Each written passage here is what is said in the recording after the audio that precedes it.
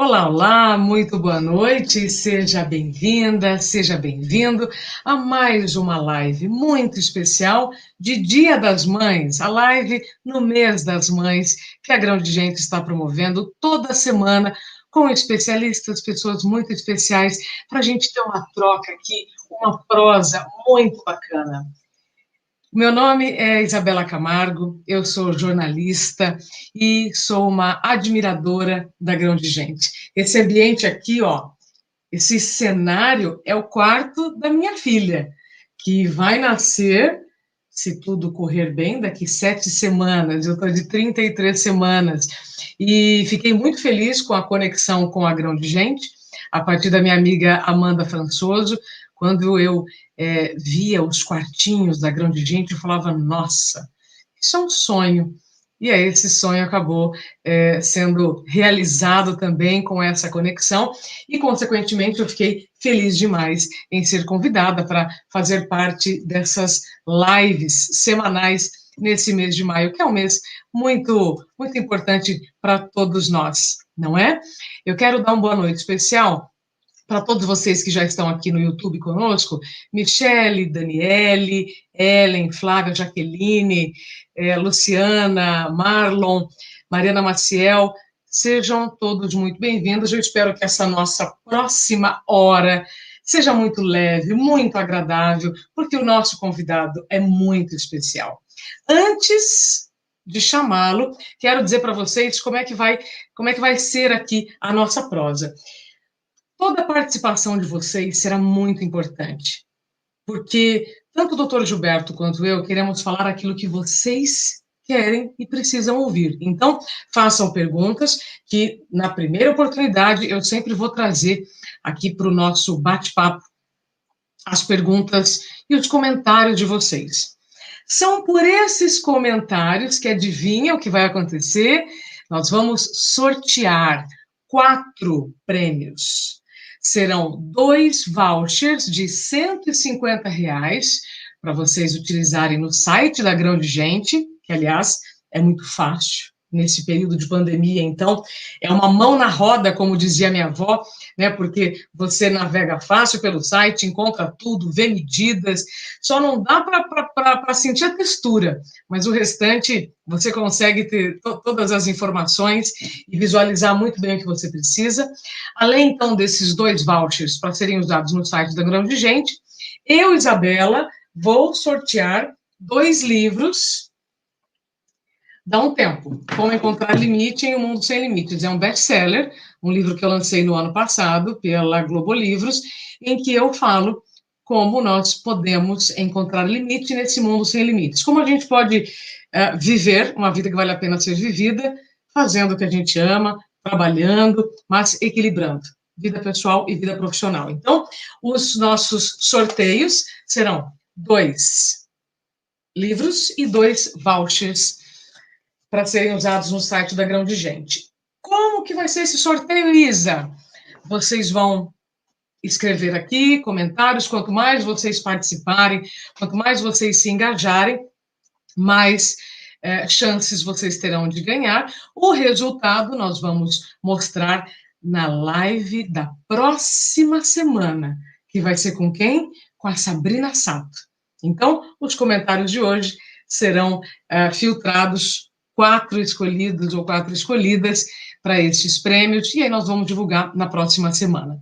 Bom, já falei demais, agora está na hora de eu trazer aqui na tela, faço esse convite com muito carinho, aplausos digitais, então, para o nosso convidado dessa noite, o doutor Gilberto Melo, ginecologista, obstetra. Seja bem-vindo, doutor. Obrigado, bem-vinda você aqui nesse dia. É uma gestante, né? Uma jornalista gestante. Os parabéns vai para você. Aí, que realmente é muito bacana isso, poder conversar com alguém que está vivendo esse momento. E eu agradeço a Grão de Gente, agradeço você que está aqui com a gente para esse bate-papo de hoje. Excelente. Doutor, nós vamos falar sobre coisas muito simples, né? São muito rápidas, né? Nós vamos falar sobre gestação, parto e pós-parto. Então, a nossa conversa vai ser rápida, né? Imagina. Estou fazendo essa brincadeira porque realmente, se eu não tiver muito foco aqui com as perguntas e com as suas respostas, nós temos muitos assuntos sérios para tratar, mas, de novo, que seja uma hora leve, de muita informação correta, né, doutor? Porque a partir do positivo do primeiro exame, segura, porque a vida, né, do homem e da mulher se transforma.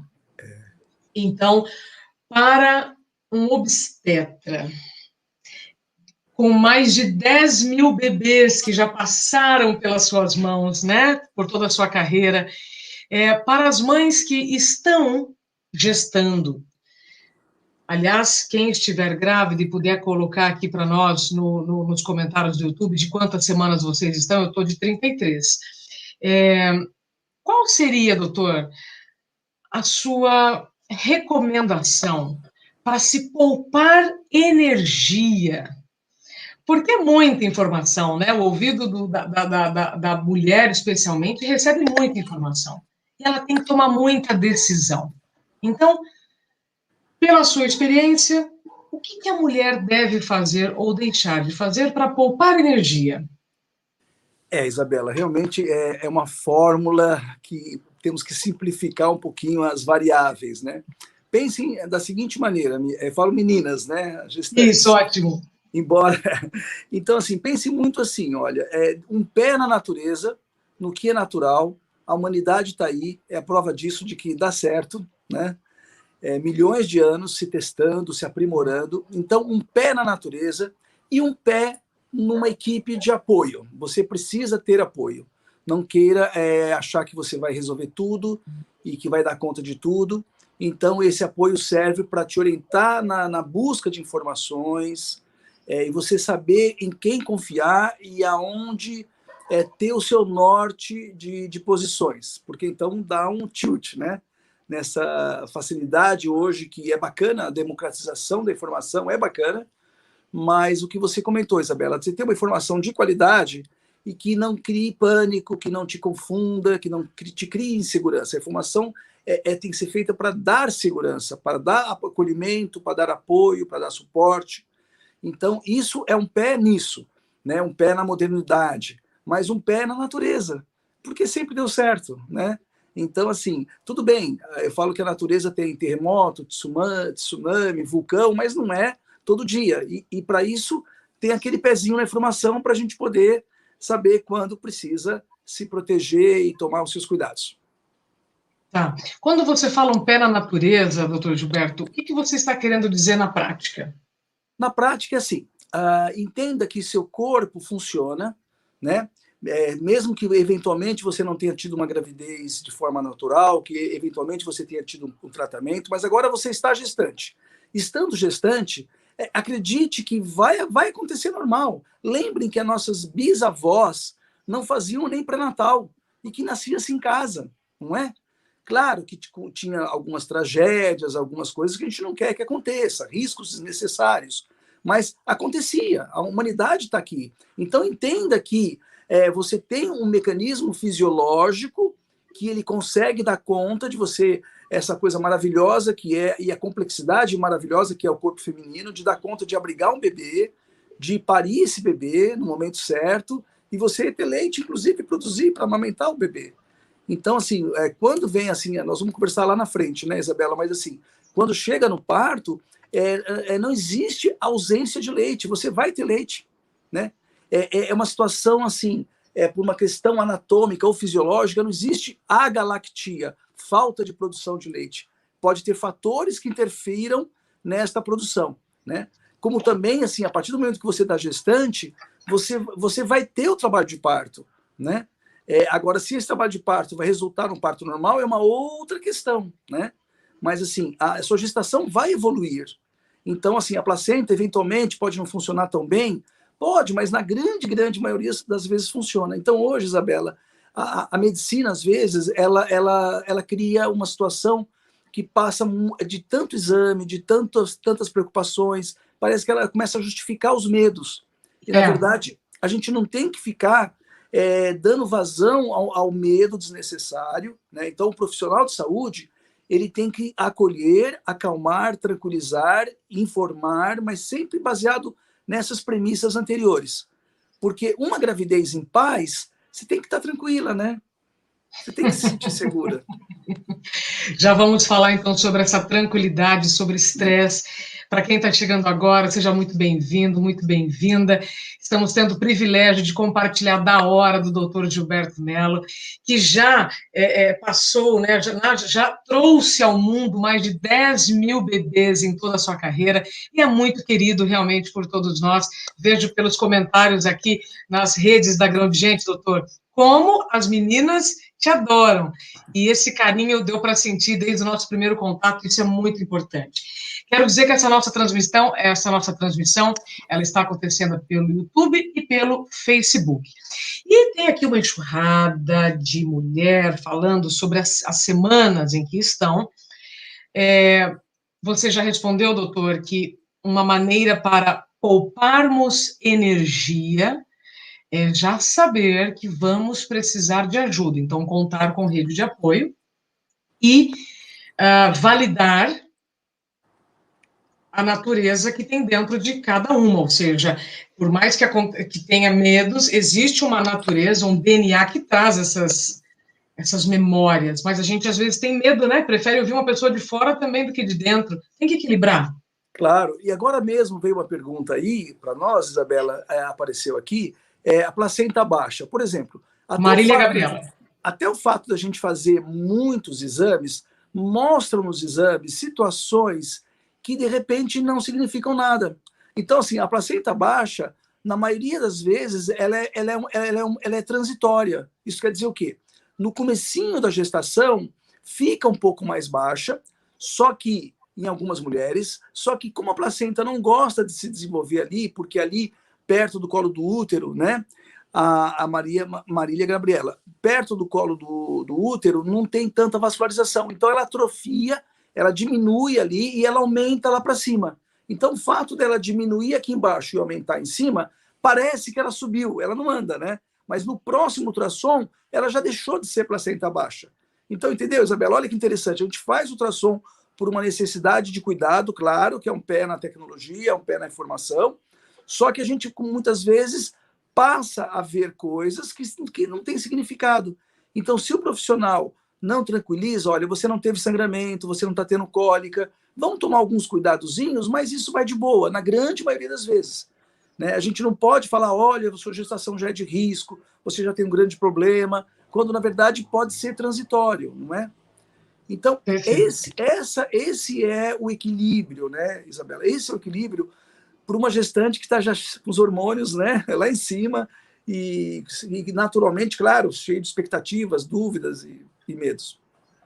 A Aline pergunta como aliviar a azia no primeiro trimestre. Aline Araújo, França.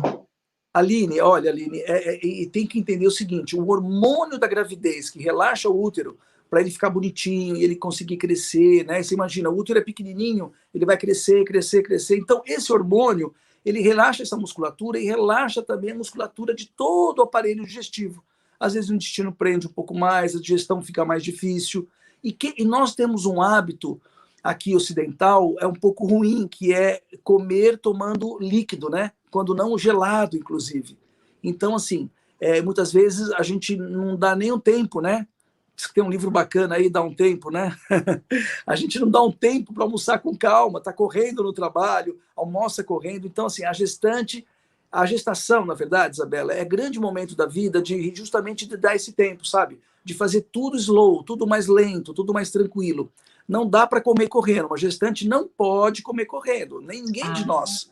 Mas a gestante em especial, mastigar devagar, comer devagarzinho. E não, nessa correria do dia a dia não dá para matar fome e sede. Então você passou a manhã toda trabalhando, você nem fez um lanchinho. Na hora que você para almoçar, você está com sede e está com fome. E aí você quer matar a sede e a fome não dá. Ainda mais quando é verão, né? Nós estamos aqui falando para o Brasil inteiro, aqui já está mais fresquinho aqui no Sudeste. Mas tem áreas do Brasil que está muito quente ainda. Então, é aquele momento que você quer matar a sede, e aí não dá um copão e comer. Então, comer devagarzinho, e se puder, na refeição, Isabela, aquele hábito oriental, aquele hábito asiático, mesmo no mundo árabe, de um chazinho morno, qualquer chazinho que você goste, junto com a refeição, um pouco volume de líquido, mastigando devagar. Isso vai facilitar a sua digestão e vai evitar a azia. Muito bem. Tem aqui uma pergunta da Jaqueline Braga, falando já sobre pós-parto, mas depois a gente fala mais sobre pós-parto. É verdade que as cólicas do bebê têm relação com o que a mãe come? Pode ter a ver, sim. Então, assim, quando a mulher que está amamentando, se você comer comidas mais condimentadas, né? Comidas muito ácidas, e mesmo até aquele delicioso chocolate, né? Ou até produtos que têm muita cafeína, né? Aí evitar, tem que ser chá clarinho, chás escuros, vão ter cafeína. Tudo isso pode passar para o bebê, mas impactar a cólica nesses condimentados principalmente. Só que a cólica é uma questão passageira. Você vai conversar com o pediatra, ele vai te orientar de uma maneira tranquila. Então, é uma alimentação saudável na gestação e também no pós-parto. Perfeito. Doutor, tem uma pergunta aqui da Daniele. Fale sobre pressão alta na hora do parto, por favor. Mas antes dessa pergunta, é que eu estou sem o controle aqui para colocar aqui. Muitas estão falando sobre chá na gestação. E aí, deixa eu ver se eu acho aqui. Gente, são tantas perguntas aqui que, olha, já dá vontade de estender aqui o nosso horário. Poxa vida, aqui. Quais chás são indicados para gestantes? É Alzira Aguilar. Então, todo chazinho que seja mais calmante, erva doce, camomila, todos esses chás você pode usar com tranquilidade. Então, evite os que têm cafeína, né? O chazinho morno vai ser gostoso, principalmente como um auxílio na refeição. Tem o famoso chá de boldo, né? Pode usar também. Mas os chás tradicionais, erva doce, camomila, erva cidreira, você pode usar à vontade, né? É bom para hidratar, porque muitas vezes beber água pura, né? Muitas vezes não é agradável, né? Então, assim, seja no inverno, seja no verão, inclusive chá gelado de erva cidreira é uma delícia, né? Todo mundo pensa em chá gelado, só chá mate, mas o chá de erva cidreira geladinho é muito gostoso, né? Então pode usar sim. E como está aqui chá de camomila. A Mailu Ramos, pode usar sim, viu? Chá de camomila e erva doce. Então, doutor, você respondeu agora há pouco, né, então, sobre a azia. Mais do que o que se come, é como se come. Exatamente. Claro que se você vai ter uma alimentação saudável, então comidas mais condimentadas, mais ácidas, de difícil digestão, vai ser pior para a sua digestão. Mas exatamente isso, Isabela. Como você se come? Você come e é estressada, falando, come rápido, não mastiga direito, não é legal. Então, aquela questão de que a refeição é um momento sagrado, né? É um momento de calma. Para tudo, agora eu vou me alimentar. Então, precisaria ser mais ou menos assim. E a gente sabe que nessa vida corrida, ainda bem, né, Isabela, que muita gente em home office está experimentando essa forma de conseguir já não perder aquele tempo no trânsito, aquele deslocamento, né? Mesmo que você está no trabalho, sai para fazer refeição. Então, você ter um pouquinho de tempo ali com mais calma é legal. Perfeito. Doutor, tem muitas mulheres falando sobre medo do parto. Eu já vou para o parto, porque nós estamos falando, gente, olha só o desafio, gestação, parto e pós-parto. Já são 7h20, então, a última pergunta aqui ainda na gestação, eu gostaria de atender aquelas mulheres, doutor, que estão tentando engravidar. Tem várias aqui, tentantes, e perguntando qual é a sua sugestão, né, para engravidar. Nós estávamos falando há pouco sobre o estresse, né? Aqui a Renata, ótimo, dicas para quem está tentando engravidar. E nós estávamos falando há pouco, doutor, sobre o estresse. Você poderia, então, entrar um pouquinho nessa questão do como nós precisamos também compreender as consequências do estresse nesse momento da tentativa da gravidez?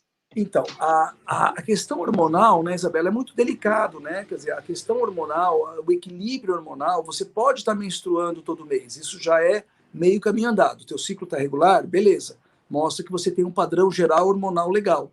Mas isso é a grosso modo. No detalhe, você tem no estresse liberação de corticoide, muitas vezes a sua tireoide altera, muitas vezes, por isso que as mulheres têm muita tireoidite de Hashimoto, que é uma tireoidite autoimune, né? Lembrar que a adrenalina é um hormônio do estresse e isso atrapalha também a sua fertilidade. Então, quando a gente fala aquele pé na natureza, é aquela questão mesmo de você se conectar com o natural, com o seu corpo, tirar um pouquinho esse estresse de que você tem um prazo, quero engravidar, porque na vida a gente começa a virar tudo muito mecânico, né? A gente quer dizer, não quero, agora eu quero, tem que ser já. E não é. E aí vem uma informação, né, importante, Isabela, que a mulher está fértil no mês no máximo 48 horas. Olha só, embora o aplicativo, quase todo mundo usa o aplicativo no celular, embora o aplicativo te mostre lá 5, 6 dias, é porque não sabe o dia da ovulação. Então, o período fértil, ele é um período porque eu não sei o dia. Mas, na prática, você tem o quê? Um espermatozoide que está lá em você, que você teve uma relação, só vai engravidar tendo relação, esse espermatozoide vai durar 24 horas. E o óvulo vai durar lá umas 12, 18 horas. Então, você tem menos de 48 horas de fato de fertilidade. Então, eu gosto de dizer o seguinte, não adianta quem quer engravidar um final de semana de love, namora sexta à noite, namora sábado, namora domingo, e você ovulou na terça, ovulou na quarta, ovulou na quinta. Então, é importante você perceber o período fértil, aquele muco, né? Aquele período que você está ali fértil, e ter relação nesse período. Então, benzinho, vamos namorar, né? Quer dizer, na verdade, propiciar um clima para não ficar muito mecânico. Puxa, tem que ser hoje. E, na verdade, dentro daquele período fértil, que você não vai saber o dia exato da ovulação, a não ser que você tenha aquela dorzinha do lado, né? Você percebe que o muco está ali durando uns 5 dias. Pelo menos se a relação acontece dia sim, dia não, ele cobre bem esse período, né? Para não tornar também o ato sexual uma coisa mecânica que tem que acontecer, né? E é interessante, então, o quê? Que você tem essa conexão com o seu corpo, com a sua natureza, e entender que não é uma tentativa. Uma mulher fértil e um marido fértil não é 100% daquela relação vai surgir uma gravidez. Dá uns 25%. Então, precisa o quê? Precisa praticamente 4 meses a 6 meses a média de um casal engravidar. Entendi. E o estresse é um inimigo da gestação, certo? Acaba sendo o estresse atrapalhando, tanto para conseguir a gravidez, né? Então, aquilo que a gente fala, olha, evite de contar para os outros que você vai engravidar, não é superstição, não é olho gordo, é apenas para você aumentar a sua expectativa, porque naturalmente as pessoas que te querem bem vão perguntar, e aí, engravidou, tá grávida? Sua mãe, sua sogra, amiga, né? Doutor, muitos agradecendo já por tudo que você tem dito. Eu quero só pedir a compreensão de todos que estão aqui no chat, tanto do Facebook quanto do YouTube. Estou tentando juntar o maior número das mesmas perguntas para contemplar o maior número de pessoas, lembrando que nós vamos, ao final dessa live, a partir dos comentários de vocês, sortearmos 4 prêmios, 2 vouchers de R$ 150 para serem usados no site da Grão de Gente e 2 livros meus sobre dar um tempo, como encontrar limite em um mundo sem limites. Eu tenho um capítulo aqui que fala sobre maternidade, sobre como o tempo do relógio é diferente do nosso tempo interno. Doutor, muitas mulheres estão pedindo para a gente falar sobre Covid. Acho que antes, então, da gente ir para o parto, são 7h24. Eu gostaria de começar o parto 7h30. O momento do parto, só para a gente poder dividir os assuntos, que são muitos assuntos. Covid. Muitas perguntando sobre a vacina do Covid e outras perguntas sobre engravidar no momento da pandemia. Qual a sua opinião? Então, na verdade, é assim, né? Quando começou a pandemia, no começo, parecia que, diferente da H1N1, a Covid não iria impactar tanto as gestantes. Quer dizer, a mulher gestante, ela não ia aumentar o risco de pegar, e em ela pegando, não necessariamente ela ia ter um quadro mais grave.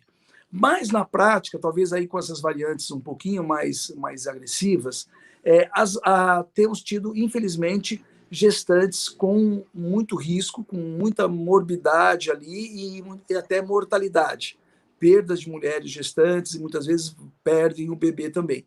Então, claro, a mulher é prioridade, a mulher acaba sendo grupo de risco, porque a condição dela estar gestante sobrecarrega o pulmão, né, que é um órgão afetado, sobrecarrega o sistema cardiovascular.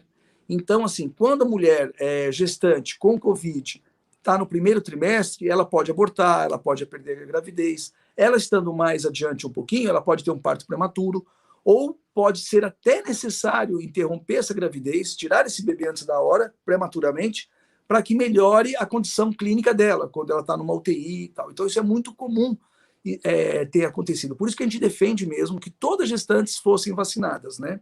Porque, na verdade, é assim, Isabela, é difícil controlar a natureza. As gestações acontecem, né? Por vários motivos. Planejado, não muito planejado, uma falha de método, um acidente. Na verdade, assim, em termos de planejamento, realmente não é o melhor momento. Se você não tiver um momento especial da sua vida, que você precisa engravidar logo, né, quando eu digo momento especial por vários motivos, se você puder postergar, espere um pouquinho, né, até mais para o final do ano. A gente tem fé de que a vacinação, que é a grande salvação, vai se intensificar, uma hora tem que se intensificar, já está muito atrasada, e só ela que vai conseguir conter a pandemia, como já está acontecendo em países como Inglaterra, Israel, em parte também nos Estados Unidos, né? E porque a gente, no Brasil, pelas características do Brasil, ficou muito difícil a gente fazer um lockdown curto e efetivo, né? Então, na verdade, se a gestante puder, primeiro, postergar a gravidez, é melhor, é fato. Segundo, em estando gestante, tomar a vacina. A que foi liberado no Brasil seria a vacinação para gestantes com comorbidades. Exato. Porque vejam bem, se já tem algum risco ela sendo gestante, com a comorbidade, esse risco é maior ainda, não é, Isabela? Então, o que acontece? Como a AstraZeneca, embora na Inglaterra vacinou gestantes, tem um caso que está sendo avaliado de uma eventual morte por trombose, mas assim, a trombose da vacinação na Astra é muito, muito, muito rara. A gestação em si já propicia 10 vezes mais do que uma mulher grávida, do que uma mulher não grávida. A mulher, por exemplo, que usa um contraceptivo, ela tem X chance de ter trombose. Na gravidez, ela tem 10 vezes mais. Perante a vacinação, é muito, muito, muito, muito mais. Né? Então, assim, com Covid, então, a trombose realmente é muito grande. Então, mesmo a vacina da Astra poderia estar sendo aplicada. Como a Anvisa fez essa suspensão temporária, no momento, só pode essas gestantes com comorbidades tomarem a vacina ou da Pfizer ou da Coronavac. Só que a Pfizer só está nas capitais por causa da cadeia de frio, né? E a Coronavac, no momento, faltou insumo, parou a produção, o Instituto Butantan parou a produção, então a gente tem essa dificuldade. Tem pessoas com segunda dose esperando tudo. Então, assim, a gente quer priorizar gestantes, e aí, no caso, quem tomou a vacina, por exemplo, até porque como profissionais de saúde tomaram vacina e se tomou da AstraZeneca, ela se tomou a primeira dose, tome a segunda. Vá na unidade de saúde, você já tomou a primeira, para você tentar complementar a segunda. É que, na verdade, a opinião profissional, pessoal, não consegue interferir na decisão de uma Secretaria de Saúde ou até da Anvisa, que é o nosso órgão máximo. Exato. Eu não digo que a Anvisa está errada, mas é um excesso de zelo no sentido de que vamos estudar esse caso, mas é que tem que ser rápido, né? Tem que ser rápido porque cada atraso de vacina é risco que as mulheres gestantes estão correndo. Sim, então, para a Gabriela Albuquerque, a sua recomendação é que ela consiga, então, com o médico dela, né, o pedido para que ela tome a segunda dose, né? Está dizendo que foi suspensa para gestantes, mas quem tomou a primeira vai precisar tomar a segunda. Exatamente, para você não perder essa sua chance de cobertura. Claro que com uma dose você já pode ter uma proteção, mas ela só vai ser completa com a segunda dose, né? E então há uma recomendação para não se usar, né? Essa recomendação não estipula uma necessária proibição, está proibido. É recomendado não utilizar até a Anvisa avaliar. Mas na Inglaterra, onde foi praticamente só da AstraZeneca como vacina, as gestantes tomaram. Sim. Muitas estão perguntando aqui, a Thaís Barbosa, né, que está de 17 semanas, se ela já poderia tomar a vacina. Nesse caso, nesse momento, no Brasil, só as grávidas que têm comorbidade. Comorbidades. Só as grávidas têm uma lista de comorbidades. Eu não sei exatamente no seu estado, mas no estado de São Paulo, se você entrar a vacinação, está bem fácil ali, você clica no texto, já aparece a lista de comorbidades. Então aí o profissional de saúde tem que atestar que você está dentro daquela lista de comorbidades. E lembrando que as puérperas também, Isabela, as puérperas é o quê? Aquelas que tiveram bebês até 45 dias. Então você, com a certidão de nascimento do seu bebê e o seu documento, está aprovado o dia que nasceu, e se está dentro dos 45 dias, você está também elegível para tomar vacina se estiver nas comorbidades. Né? Essa é a questão. Não, Gestantes só e puérperas. esse assunto da Covid vale mais uma live, viu, equipe Grandinha? Podemos depois pensar para fazer depois de maio. Doutor, juro que eu preciso ir para o parto, mas se eu não fizer uma pergunta aqui, que tem milhares sobre café na gestação, vão brigar comigo. Antes da gente ir para o parto, café na gestação, pode, não pode? Qual a quantidade? Trimestre Então, que pode, que não pode? a Rê Araújo é viciada em café, pelo jeito, né? Então, Não, tem assim, olha, tem vários várias. comentários aqui, vários Então, pedindo café. o expresso ele é mais forte, né? A Michele Silva também. O expresso ele é mais forte. Então, nada é proibido, desde que a quantidade seja adequada. Então, vamos imaginar que se você tomar 2 expressinhos por dia, não mais que isso, que às vezes no trabalho a gente toma muito, né? A gente toma 2 em meia manhã, né? Então, assim, se você tomar um de coador, pode fazer até um pouquinho mais fraquinho, e você tomar aí umas 4, 5 por dia, não passar disso. Vai ter cafeína, vai ter a cafeína, né? Mas não é que seja proibitivo. É que a gente sabe que às vezes a gestação pode ter dificuldade, a gestante pode ter dificuldade para dormir, o café passa para o bebê e agita mais. E aí o bebê vai estar muito acostumado ao café, ele pode ter um pouquinho de abstinência. Porque quando nascer, você toma café, tem uma excreçãozinha no leite, mas ela é menor do que passa pelo sangue, entendeu? Então, essa é a questão. O bebê pode ter uma abstinênciazinha, porque, né, na verdade, você está bebendo café, vai para a corrente sanguínea e vai muito mais para o bebezinho, pela placenta, do que você produzindo no leite, entendeu? Então, quem está num regime de café muito intenso, o bebê pode sentir falta. É igual aquela mãe com diabetes na gestação. Qual é o problema da diabetes da gestação? Vários problemas. Mas um deles é que quando o bebê nasce, ele tem falta de açúcar. Ele tem hipoglicemia, porque ele estava acostumado num regime de muito açúcar. Muito bem, então café pode, desde que em quantidades razoáveis. Isso. Perfeito. Doutor, 7h33. Vai nascer. Nossa, parto. Está em trabalho de parto. Chegamos no parto. A pergunta que eu mais ouço, eu estou de 33 semanas, tá, gente? É assim: vai fazer cesárea ou parto vaginal? Aí eu falo, é o que a Angelina mandar. É o que a minha bebê mandar. Né? Eu não estou entrando assim em neuroses de eu quero o parto vaginal porque assim eu vou ser uma mãe assado, ou eu quero uma cesárea porque eu tenho 40 anos e, enfim, está indo tudo muito bem. Gostaria que você trouxesse os pesos e medidas do parto cesárea e o parto vaginal. Né? Você é um grande médico de parto humanizado. E o que é o parto humanizado? Eu posso ter um parto humanizado na cesárea, por exemplo? Então, começa justamente por aí, Isabela. Na verdade, assim, o resumo de tudo é que a experiência do nascimento seja uma experiência que você tenha participação de escolha, que seja agradável para você, segura para você e segura para o bebê. Então, isso é o grande resumo de tudo. Então, por isso que o termo até parto adequado é mais adequado. Porque, na verdade, assim, o que é a cesárea humanizada? Na hora que você não quer o parto normal, por algum motivo, você sendo respeitada na sua escolha, isso já é humanização. Você está escolhendo, né? Ninguém está impondo para você uma solução. Quando um profissional induz você a fazer uma cesárea que não era necessária, você está sendo desrespeitada. Isso, então, não é humanizado.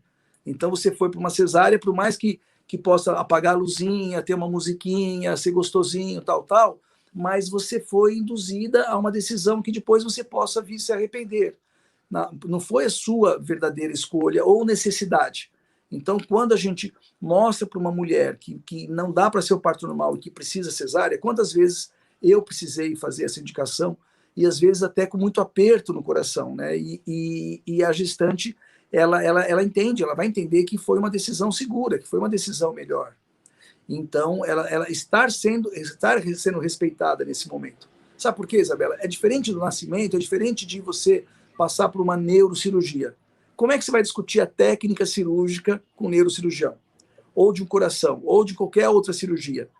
Porque, assim, a gente não consegue entrar nesse mérito da patologia, da técnica de cirurgia e tal. Agora, nascimento é um processo de vida, é um processo da natureza. Mesmo que tenha que ser feita uma cesárea, você tem que participar dessa decisão, né? Entende? Então, assim, isso é uma questão importante.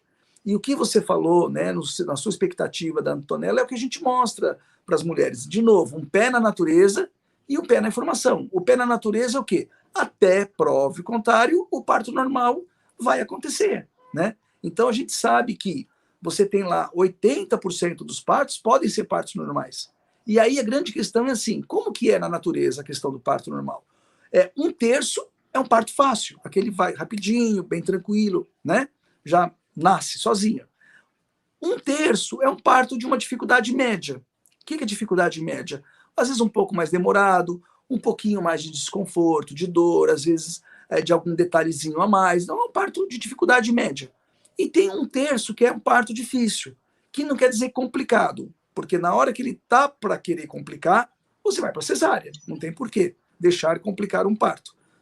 Aí sim, aquele pé na informação, na ciência, na tecnologia, vai conseguir dar essa segurança. Agora, se você está disposta, a gente expõe isso, né, Isabela, durante o trabalho de parto, olha, você tem chance de ter um parto normal, mas é um parto que vai demorar mais de 12 horas, nós vamos precisar fazer, eventualmente, uma anestesia, porque agora você já está com muita dor. Aí você tem que analisar, tem condições ideais ou não de analgesia, às vezes não tem, nem todo lugar tem, né? Você tem um limite ali de segurança muito tênue da questão do bebê por algum outro motivo, né? Por uma questão de que está com muito tempo de bolsa rota, ou porque o bebê já teve um crescimento um pouquinho mais dificultado, por uma questão de uma certa insuficiência placentária. Alguns poréns que para um parto mais difícil pode ficar mais arriscado, entende?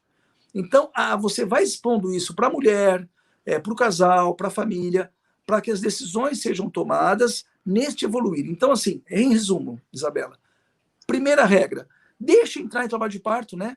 Como você falou, deixa a Antonella, quer dizer, deixa a bebezinha que está lá, o bebezinho que está lá, a natureza mostrar para você que caminho está dando. Quando uma gestante pergunta, eu vou ter um parto normal? Até prova o contrário, sim. Dá para garantir? Então, a gente não pode também, né, desenhar uma expectativa, né, colocar como algo, um modelo que tem que ser seguido, né? Perfeito. Então, muito cuidado com o que a gente vai ouvindo. Ah, mas a minha amiga, que tem a mesma idade que eu, teve normal, então eu quero ter normal. Ou a minha amiga teve cesárea, eu quero ter cesárea. Cada corpo é um corpo. Então, a gente precisa levar em conta muitas informações, né, doutor, para tomar decisão.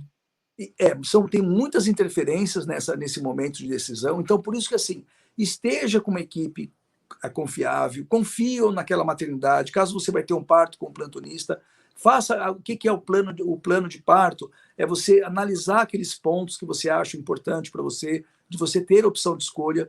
E se eventualmente você passou por uma cesárea, você pode tentar o parto normal, né? Apareceu já essa pergunta.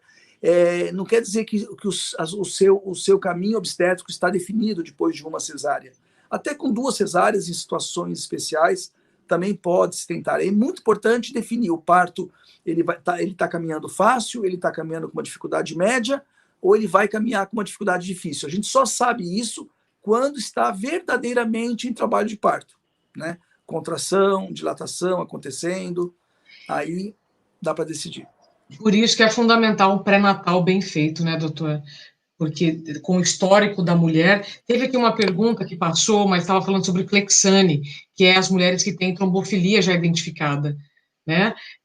Até uma grande amiga minha, Dana Garbini, ela fez tudo para ter o parto normal, mas ela tinha trombofilia, tomava Clexane, teve que ser cesárea. E Não, tudo bem. e não necessariamente. Então, tá vendo? Então, tudo bem. Isso tudo bem. E não necessariamente porque, assim, depende da situação dela, não pode generalizar, para ela pode ter sido necessário, foi ótimo, e tudo bem, como você disse, perfeito, é mãe do mesmo jeito, ama do mesmo jeito, mas até isso, até algumas situações de risco, como hipertensão, diabetes, mesmo trombofilia, uso de Clexane, pode acontecer um parto normal, desde que esteja tudo bem. É que às vezes a trombofilia consegue ter mais ou menos repercussão, por isso que, assim, não dá para ninguém julgar, nem eu, como profissional técnico, posso julgar. É só quem está vivendo o pré-natal, vivendo aquele momento, a equipe que está cuidando, para poder tomar uma decisão acertada, né? Fantástico, gente. Ó, Bianca, deixa eu já ler sua pergunta, mas só para reforçar. Cada corpo é um corpo, muito cuidado com essas neuroses e com o que houve, que aí tem que ser assim, o que tem que ser assado, né, doutor Gilberto? Exatamente. Olha, um obstetra desse, gente, é que eu conheci agora com 33 semanas, né? Mas eu também tenho muito carinho pelo meu, mas essa relação com o obstetra é fundamental para que as informações sejam corretas. A Daniele perguntou sobre que já teve cesáreas, pode ter parto normal, você já disse que sim. E a pergunta que estava aqui estava falando sobre o risco do parto prematuro para mães que adquiriram diabetes estacional. Então, o diabetes estacional, ele vai ter intensidades, né, diferentes. Tem aquela que só controla com dieta e o bebê não tem repercussão nenhum. Tem aquelas que precisam de insulina e também bem controladinho, também não vai ter repercussão. Em geral, são partos que às vezes muitas vezes precisa ser um pouquinho antecipado. Então, o grande problema da antecipação é você não entrar em trabalho de parto. E não quer dizer que se a gente decide por um parto ali com 38, 39 semanas, ou pertinho de 40, né? Em geral, diabetes estacional não passa de 40 semanas, não deve passar de 40 semanas. Tem a questão seguinte, se você não entrou em trabalho de parto, porque você pode entrar naturalmente com 38, nossa, a gente dá graças a Deus, porque essa gravidez é mais tranquila, né? A gente diminui nosso estresse também como profissional, de ela já se resolver sozinha um pouco antes. Mas se por segurança precisa se resolver antes, dá para se pensar o quê? Na indução. A indução de parto é o caminho que se toma quando há condições ideais para isso. Não é que toda gestação dá para induzir. Então, a cesárea anterior já cria uma dificuldade, muitas vezes o colo está muito, colo do útero, né? A posição do bebê muito desfavorável, mas se tiver já um colo preparado, o bebezinho encaixado, a indução é uma boa decisão. Está com hipertensão, está com diabetes, são situações que pode precisar antecipar um pouquinho o parto.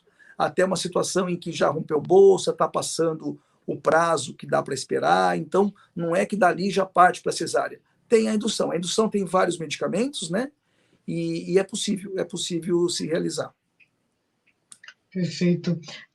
Jéssica, tive deslocamento ovular no início da gravidez. Isso interfere no modo de parto? Em geral, não. Dificuldades que você possa ter no início, de descolamento, sangramento, ameaças de aborto, depois que a placentinha grudou, tá tudo bonitinho ali, vai que vai. Então, aí são situações que você viveu dificuldade no começo, que, em geral, não interferem com o momento de nascimento, né? Tainá Almeida, hipotiroidismo na gestação tem problema para o bebê? Sim, pode ter problema para o bebê, mas tem que ser corrigido. Em geral, a tireoide também sofre uma sobrecarga, então mulheres que não tinham hipotireoidismo podem apresentar na gestação, e mulheres que usam o hormônio tireoidiano, é muito comum precisar aumentar a dose na gestação. Então, todas essas alterações de tireoide, de diabetes, de hipertensão, de cardiopatia, o que é importante é que estejam tratadas, estejam compensadas. Então, a gente diz gestações de riscos compensadas. A gestação de risco compensada, em geral, chega bem perto do termo e pode tentar induzir para um parto normal. Quando a gestação é de alto risco e ela está descompensada, isso com certeza vai interferir na duração da gestação e até no modo de nascimento. Muito bem, doutor. A Joelma pergunta, a Sandra Cruz, elas fizeram e outras mulheres também, hemorragia no parto. Então, quais são os fatores de risco? Isso. Justamente, olha que interessante, né, Isabela? A mulher grávida, todos os fatores de coagulação aumentam como proteção. o nascimento é um evento hemorrágico, seja parto normal, seja cesárea, vai sangrar, vai ter perda sanguínea. Então, por isso que a gestante usa a vitamina com ferro, não para o bebê, porque o bebê vai roubar da mãe, né? Não vai fazer falta para o bebê. O bebê tem a capacidade de tirar da mãe esse ferro. Mas a gente tem que manter a mãe com bastante ferro, com uma boa nível de hemoglobina, porque se ela sangrar um pouco a mais no parto, ela tem uma reserva. Então, uma mulher que chega, uma gestante que chega com 12 de hemoglobina, que a gente fala um número lá da anemia, né? Que não é anemia. Se ela chegar com 12 no parto, sangrar bastante, perder 4 pontos, ela cai para 8. Agora, se ela chega com 10, ela cai para 6. Então, fica perigoso, acaba às vezes tomando transfusão de sangue. Então, os fatores de risco para hemorragia são a placenta baixa, que permaneceu baixa até o final, ter tido muitos partos, ter cesárea anterior e essa placenta grudou no lugar da cesárea. Então, por exemplo, a placenta ela gruda onde no útero? Ou na frente do útero, ou na parede posterior, ou nas laterais, ou em cima, fúndica. Se ela grudar na frente do útero e for um pouco mais baixa, ela pega a área da cicatriz da cesárea. E ela pode invadir essa cicatriz da cesárea. Então, a cesárea, olha só, Isabela, como é importante, ela não tem risco só naquele momento do parto, ela tem risco futuro. Ela pode implicar num risco de hemorragia numa segunda gravidez. Por isso que a forma segura de nascimento é o parto normal, para a mãe e para o bebê. Além dos riscos inerentes ao ato cirúrgico daquele parto, você tem implicações para a mulher para a vida toda. Por exemplo, uma mulher teve 2 cesáreas, né, na época dela, de 30 anos, teve 2 cesáreas, agora ela está com 45, precisou tirar o útero.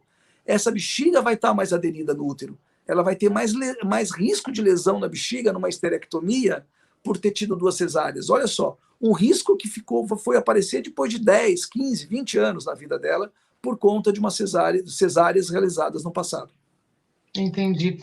Doutor, pelo avançar da hora, rapidinho, a Piedade Santos, com quanto tempo o útero da mulher volta ao normal no pós-parto? Então, esse pós-parto é clássico, são os 45 dias.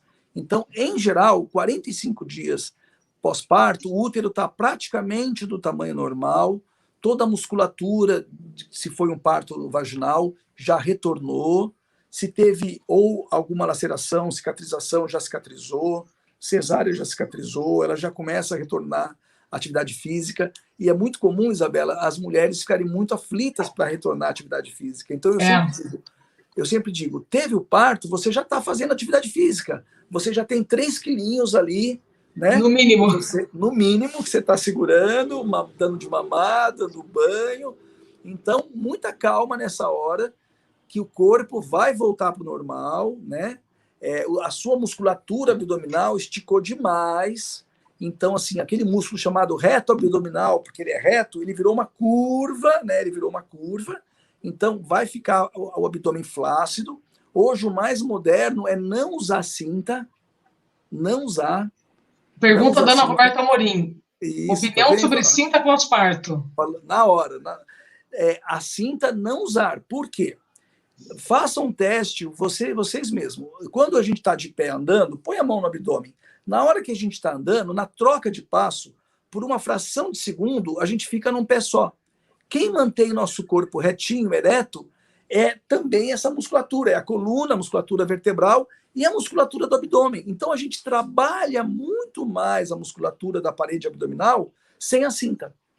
Então, o que a gente coloca como opinião para uso de cinta? E essa opinião eu aprendi o quê? Com as fisioterapeutas, né? Então, a cinta ela vai dar uma segurança ali artificial e ela deixa o músculo relaxado, demora mais. Ela está escondendo a barriga só. Ela não está tratando essa flacidez, essa hipotonia que a musculatura tem no começo. Então, assim, qual a regra de ouro? Parto normal, jamais usa cinta, porque a musculatura que sofreu mais é a musculatura lá do diafragma pélvico, da bacia. Então, na hora que você aperta tudo aqui, você está empurrando tudo para baixo. Então, vai atrapalhar a sua recuperação em termos de bexiga, vagina, ali toda da dinâmica ali pélvica, você empurrar tudo para baixo. Então, não usa em parto normal. Em cesárea, você pode usar até uma calcinha. A calcinha pós-parto eu oriento muito, porque ela já é mais altinha, tem uma lycra mais forte e já dá aquela segurança, sabe? Então, mesmo no pós-parto normal, dá para usar uma calcinha pós-parto? Dá. Na cesárea também ela dá conta.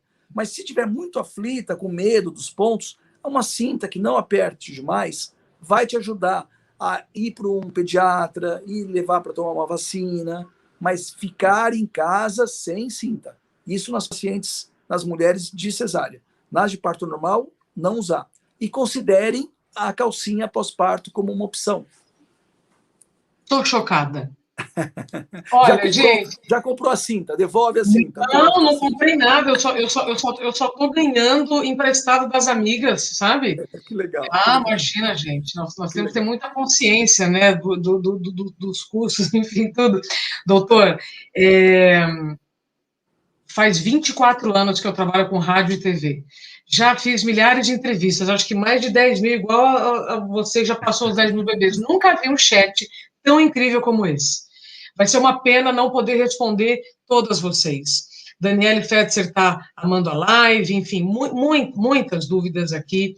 Eu entendi por que você é parceiro da Grão de Gente e todas as meninas amam você, doutor. Nesses últimos 9 minutos, eu preciso falar de um assunto muito importante e muito polêmico. E que eu fiquei feliz pela atriz Isis Valverde ter comentado no programa do Pedro Bial sobre depressão no pós-parto. Então, eu gostaria, nesses últimos minutos, que você falasse sobre a diferença entre a tristeza normal, né, das primeiras semanas, que normalmente são da melancolia, da blue zone, e a diferença entre essas primeiras semanas e a depressão pós-parto. Tudo bem aí, doutor? Tudo bem. Só estou avisando aqui. Eu joguei uma Pode avisar. Aqui. Avisa. Espera só um pouquinho. Claro. Débora! Claro. A mamá tá ligando, minha filhinha tá ligando, ela foi viajar, tá ligando. Mas pode falar com a Débora. Já falei, já mandei o recado, tá bom? Eu fiquei preocupado aqui porque estava ligando que ela tá viajando. Tem que cuidar das filhas, tenho 2 filhas, 2 meninas. E a Débora é sua esposa? A Débora é esposa. Já chama ela, dermatologista, já vamos falar aqui de dicas. Então, isso que você falou, Isabela, falar do blues puerperal, né, da depressão, vamos retomar isso, é importante. Exato. Gostaria que você falasse a diferença entre blue zone, né, essa zona blue, as primeiras semanas de melancolia e depressão pós-parto. Qual é a diferença da tristeza e da depressão no pós-parto?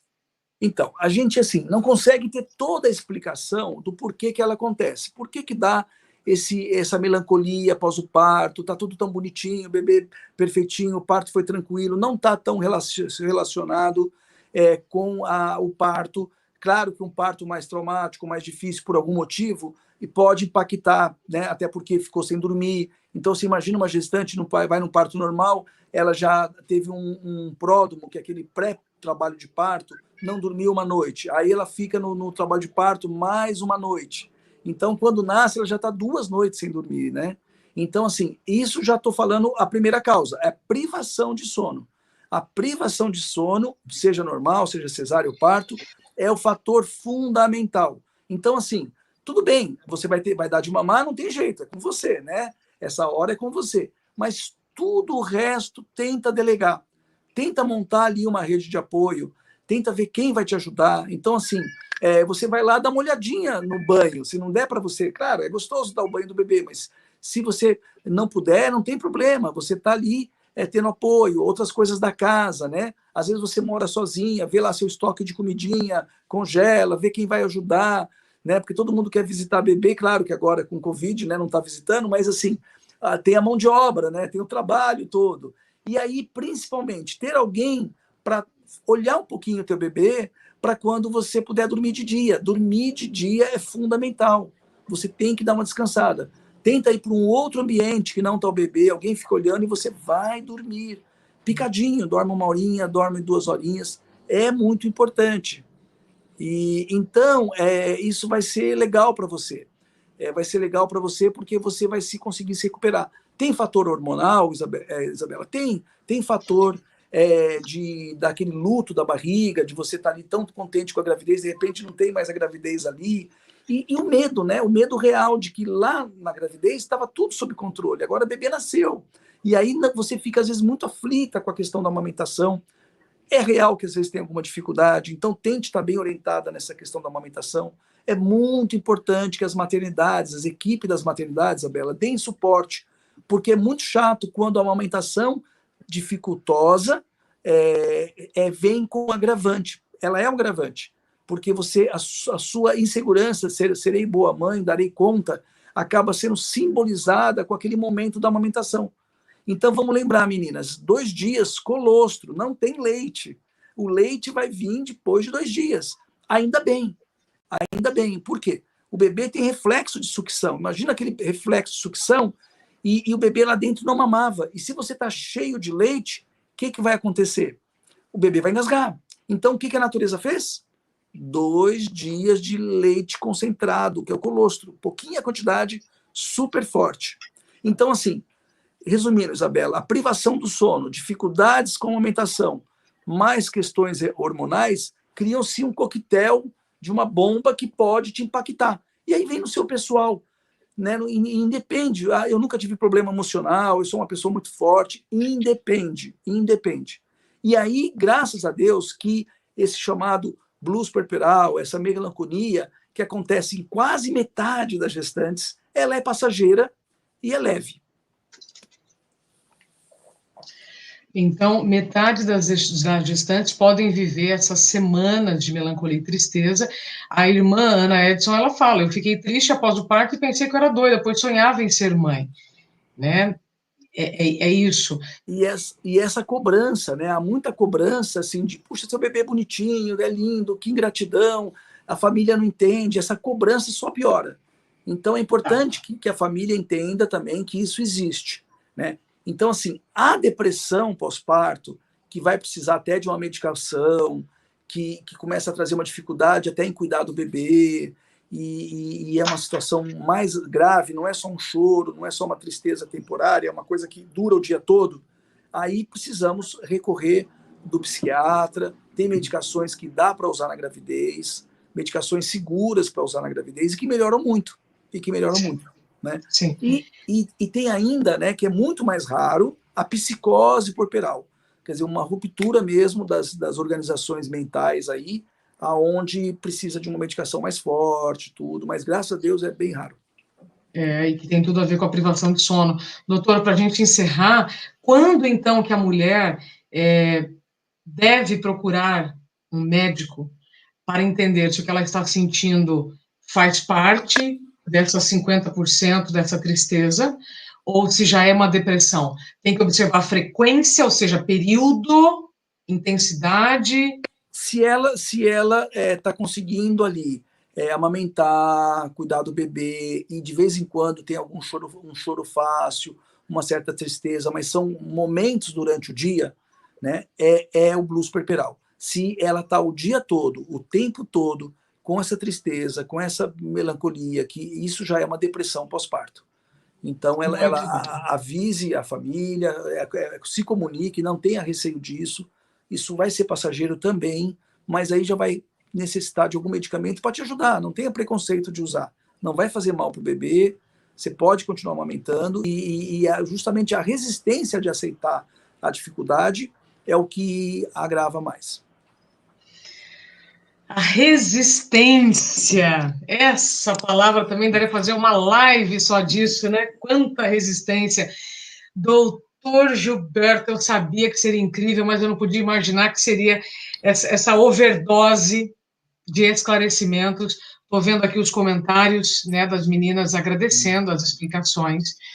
Mas antes da gente encerrar, é importante a gente lembrar por que nós estamos aqui.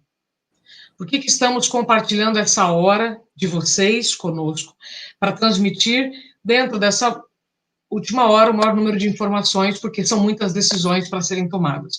Doutor, você tem curso no Beabá Grão de Gente, que é super procurado, e inclusive está com desconto de 50%. Gostaria que você falasse um pouquinho sobre o curso, porque quem quer mais informações agora se aprofunda também no curso. Então, a Beabá Grão de Gente, ela é uma plataforma da Grão de Gente voltado a conteúdo de educação chamado Educação Perinatal. Então, nós temos um curso de gestação, de gestantes, tem um curso de parto e pós-parto, e tem até o guia completo da gestação, que inclui os dois, né? Temos a Adriele Alia, que é uma enfermeira obstétrica, que tem um curso maravilhoso de amamentação. Temos um pediatra, um curso de cuidados com o bebê. Tem a nutricionista, que tem um curso de nutrição na gestação, a nutrição na gestação. Então, tudo isso são conteúdos que, como eu falei para você, aquele pé na informação correta, de apoio, que ajude a tranquilizar, né? E aí eu estou sabendo aí, me contaram que tem esse desconto aí nesse mês da gestante, acho que é o código MãE, né? O código Exato. MãE já dá esse desconto, que é bacana, porque a gente está aqui para informar. Então, assim, lá no meu Instagram tem bastante conteúdo, se for no YouTube tem bastante vídeos também. Então, a gente quer oferecer para vocês isso, uma informação com tranquilidade, e na plataforma Beabá Grão de Gente você vai encontrar isso de uma maneira bem didática, porque são por capítulos, né? Às vezes você tem vídeos isolados, né? Está lá disponibilizado no YouTube, mas no curso você tem uma sequência didática na forma de curso mesmo, né? Perfeito, perfeito. O cupom, gente, está aqui passando na tela de vocês. Mãe, sem acento, até o dia 31 de maio. 50% de desconto, então, se você quiser se aprofundar nos temas que o doutor Gilberto transmitiu para a gente. Doutor, além do desconto de 50%, que é um baita presente, né, para as mães, que já tem um monte de gasto, nós vamos, então, sortear, a partir dos comentários que foram feitos, 4 prêmios, tá? Então, a partir de agora, vão ser 2 vouchers de R$ 150 para serem usados no site da Grão de Gente e 2 livros que eu quis fazer o mesmo número de vouchers da Grão de Gente. Então, são 2 livros, é um best-seller, Dá um Tempo, Como Encontrar Limite em um Mundo Sem Limites, e que eu vou encaminhar com muito carinho, com uma dedicatória para quem esteve aqui conosco. Quando que a gente vai divulgar esse sorteio? No início da live da próxima semana, que será com a Sabrina Sato. Pensa, doutor, a bagunça que será, a bagunça deliciosa. Então, no início da live da próxima semana, na quinta-feira, 7 da noite, mesmo encontro aqui com vocês, nós vamos, então, anunciar os ou as 4 vencedoras desse sorteio. Doutor Gilberto, para quem está apaixonada ou apaixonado, né, por você, a sua rede, por favor, onde te encontra no Instagram e no YouTube? Então, lá no Instagram tem @Dr. Gilberto Melo, e no YouTube tem Dr. Gilberto Melo, aí tem até colocar o tema, né? O tema que você quer falar da gravidez, tem vários vídeos. Então, nutrição, relação sexual na gravidez, enjoo, importância do pré-natal, porque muitas vezes a família não entende, o marido não entende qual a importância, o papel do homem no parto, formas de parto. Então, tem vários conteúdos. E o que a gente quer é que vocês aproveitem para ter uma gravidez mais tranquila. Exato. Eu estou de 33 semanas, tá? Para quem não está acreditando, ó. Tá aqui, tá? Olha, parabéns, parabéns. Esse Peter, né? Doutor, então, muito obrigada por ter compartilhado o seu tempo conosco. Obrigado a todos que compartilharam o seu tempo e confiança também nesse nosso papo. A live vai ficar gravada, então vocês podem compartilhar nas redes de vocês. Meu nome é Isabela Camargo, na minha rede também, Isabela Camargo Real, eu compartilho também muitas informações sobre a gestação, sobre equilibrar vida profissional e pessoal. E agora, então, deixo o convite para a nossa próxima live, na quinta-feira que vem, com a Sabrina Sato. Doutor, muito obrigada. Saúde. Saúde para todos que estão aqui conosco. Obrigada, doutor. Bora para você. Beijo. Até breve. Boa noite, gente. Boa noite.